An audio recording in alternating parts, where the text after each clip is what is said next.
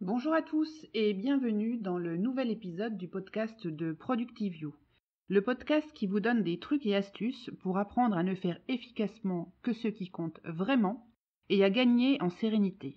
Je m'appelle Priscille et je suis votre hôtesse pour les prochaines minutes.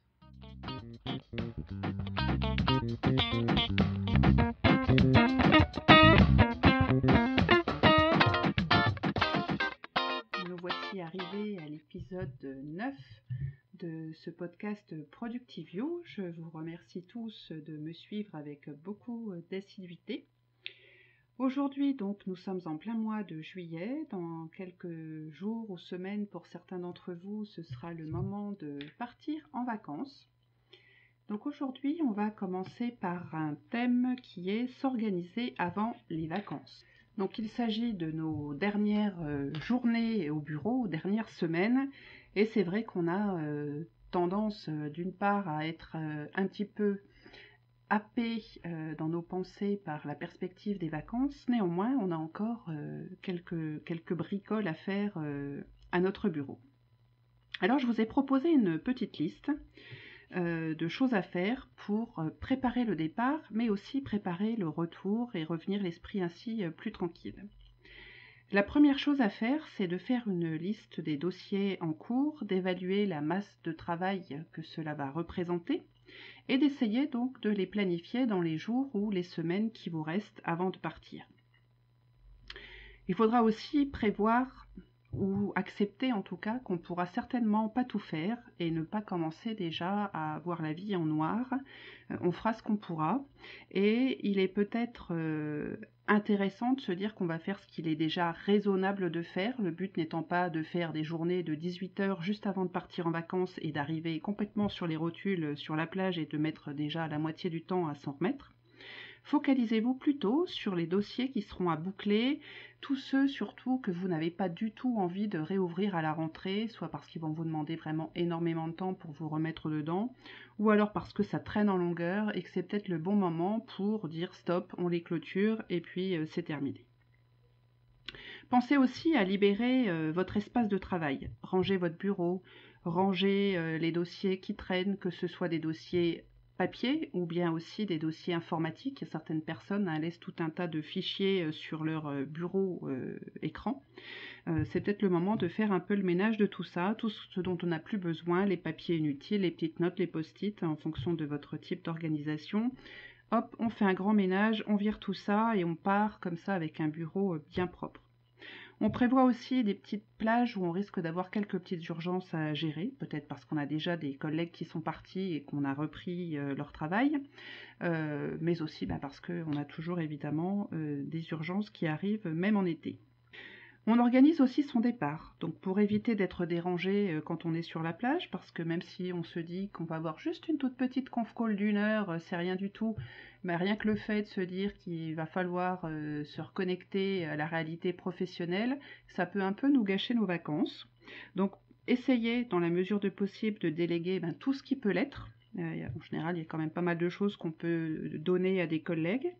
Mettre un message d'absence sur sa boîte mail et sur son répondeur téléphonique aussi en indiquant la personne à contacter en cas d'urgence.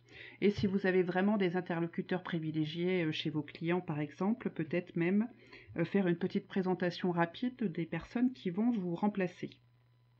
Dernière phase, anticiper sa reprise. Pensez à bloquer dans votre agenda pour votre jour de reprise une grande plage horaire pour traiter d'une part votre immense boîte mail, mais aussi pour traiter d'éventuelles urgences qui risquent de découler de ces mails ou des gens qui vont savoir que vous êtes revenu et donc qui vont tomber dessus comme ça à peine le lundi de rentrée arrivée. Donc prévoyez de bloquer du temps. Et puis c'est aussi le moment avant de partir de commencer à penser aux grands dossiers de la rentrée. En général, on a déjà une petite idée des grands projets de la rentrée. Et donc c'est peut-être le moment de planifier des réunions de lancement, des réunions d'équipe, mais aussi pour vous, de bloquer dans votre agenda des plages de travail, des rendez-vous avec vous-même pour faire ce que vous avez à faire vous personnellement, parce que pendant l'été, on n'est pas à l'abri que vos collègues vous planifient des réunions pour vous en votre absence, puisqu'ils ont accès généralement à votre agenda, et là, ce sera donc la mauvaise surprise à votre retour. Donc bloquez ça avant de partir, vous partirez déjà l'esprit léger, et surtout, à votre retour, vous éviterez de mauvaises surprises.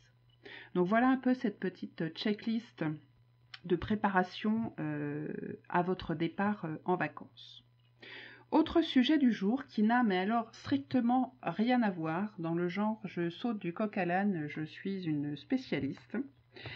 Ça va être un petit épisode de réflexion et je vais vous lire aussi un article qui est très ancien, un texte très ancien que j'avais lu étant jeune et je suis retombée dessus tout à fait par hasard, dans le hasard de mes pérégrinations sur le web la semaine dernière.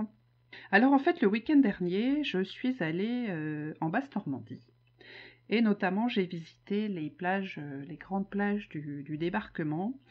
Et j'étais toute seule et cette période, du reste, ça m'a fait beaucoup de bien d'être un peu seule sans mes enfants, m'a permis de me plonger tout un tas de réflexions. J'ai fait pas mal de voitures, mon esprit a été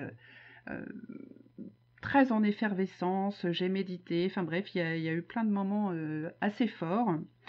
Et je dois dire que la visite de ces plages du débarquement, donc j'ai fait Omaha et Utah Beach, ça a été pour moi des grands moments d'émotion. J'ai visité aussi un certain nombre de musées et je vous recommande notamment le musée de Sainte-Mère-Église qui est absolument fantastique. Enfin, moi je l'ai trouvé vraiment très très beau. Bon, il n'y a pas que celui-là, hein.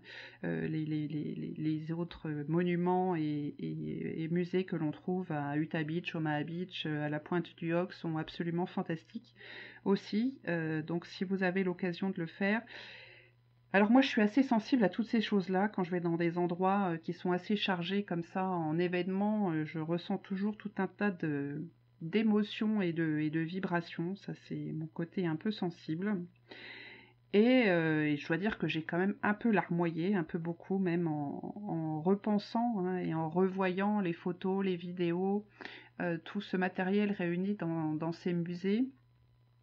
Et ça, pour moi, a été vraiment un grand moment d'émotion. C'était assez difficile de rester insensible au fait que tant d'hommes aient laissé leur vie sur ces plages et sur les alentours, alors que ce soit les militaires américains, canadiens, anglais et français et autres qui ont débarqué sur ces grandes plages du débarquement, mais aussi les dizaines de milliers de civils des zones normandes qui ont été aussi tués, hein, lors des nombreux bombardements et des représailles et autres. Et tous ces hommes qui se sont battus très loin de chez eux, hein, parce que c'est vrai qu'on peut imaginer que dans l'Amérique des années 40, la France, ça paraissait très très loin. Ça l'est déjà beaucoup pour les Américains d'une façon générale, même aujourd'hui. À cette époque-là, c'était encore pire, j'ose dire, puisque la communication, l'information n'était pas aussi diffusée qu'aujourd'hui. Donc tous ces hommes qui se sont battus très très loin de chez eux, qui pour un grand nombre, si ce n'est une grande partie, ont laissé leur vie à cet endroit, et tous ces gens, ils l'ont laissé pour notre liberté. Hein, c'est pour ça qu'ils se sont battus. Si on reprend le texte d'Eisenhower qui leur a été diffusé, ils se battent bien pour la liberté. Et je crois que nous, en fait, on s'empresse, maintenant on est tous libres, hein, ou presque, et on s'empresse très spontanément de nous emprisonner nous-mêmes dans des vies qui n'ont pas toujours un but.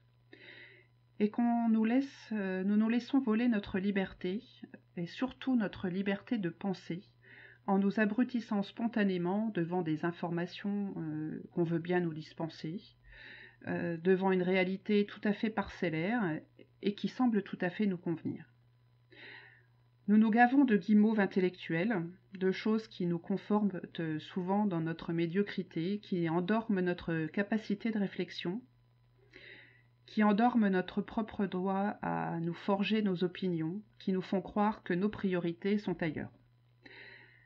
On remplit nos maisons de tout un tas de biens qui nous serviront jamais ou quasiment jamais. On se précipite faire les soldes pour acheter des dernières fringues à la mode, pour tenter de ressembler à tel ou tel pseudo-personnage public. On torture nos corps pour ressembler à des gravures de mode photoshopées, au mépris de notre propre constitution, de notre santé, et en altérant ainsi profondément notre estime de soi, parce que bien sûr, on n'y arrive pas. Et je trouve que c'est un vrai gâchis, une réelle perte de temps, d'argent et de bon sens. Ce serait tellement plus bénéfique pour nous-mêmes d'utiliser nos ressources en argent, mais aussi en énergie, pour nous poser les bonnes questions, pour trouver notre propre voie E et notre propre voie X, pour trouver notre propre style, notre propre bien-être, simplement pour être nous-mêmes. Seulement, nous sommes tellement endormis par la télévision, par les médias, que notre capacité de réflexion ne sait plus fonctionner d'elle-même. C'est vrai que le cheminement est long et parfois douloureux. Se retrouver face à soi-même, avec nos doutes, nos faiblesses, nos lacunes, nos défauts, cela fait peur. Aurons-nous le courage d'affronter tout cela, d'affronter qui nous sommes réellement, plutôt que de nous bercer de l'illusion de qui nous croyons être, de qui nous donnons l'image d'être? C'est tellement plus simple de nous jeter à corps perdu dans des dizaines de projets futiles, dans le business dont parlait Tim Crader et dont je vous ai fait lecture il y a quelques semaines. C'est tellement plus simple d'éviter les réflexions profondes sur nous-mêmes, de préférer les réflexions et les jugements sur les autres, les conjectures sur des situations économiques, politiques ou religieuses dont on ne connaît pas un quart du dixième de la réalité, des tenants, des aboutissants. C'est tellement plus attirant, plus simple, et ça nous donne tellement un sentiment d'importance. Cela nous fait croire à une reconnaissance de nos concitoyens. Mais qu'en est-il vraiment? Que pensent ceux qui nous entourent dessous ces propos que je qualifierais de vides? Que valent nos grands discours sur des sujets que l'on ne connaît que via les informations filtrées au kaléidoscope de nos chers médias? Et pendant que nous nous sentons importants à pouvoir tenir une conversation sur les grands mots de notre civilisation, sommes-nous seulement capables de répondre à cette simple question: qui suis-je réellement, profondément? Qu'est-ce qui fait ma valeur? Qu'est-ce que je fais pour faire la différence auprès de mon entourage? Qu'est-ce qui me fait réellement vibrer? Y a-t-il une cause dans laquelle je m'investisse réellement au-delà des grands discours? Mes actes sont-ils en congruence avec mes paroles et les principes que je prône? Suis-je exemplaire dans l'application de ces 10 principes? Ou sont-ils à géométrie variable? Autant de questions qui, pour moi, méritent, elles, que nous leur trouvions des réponses et nos propres réponses.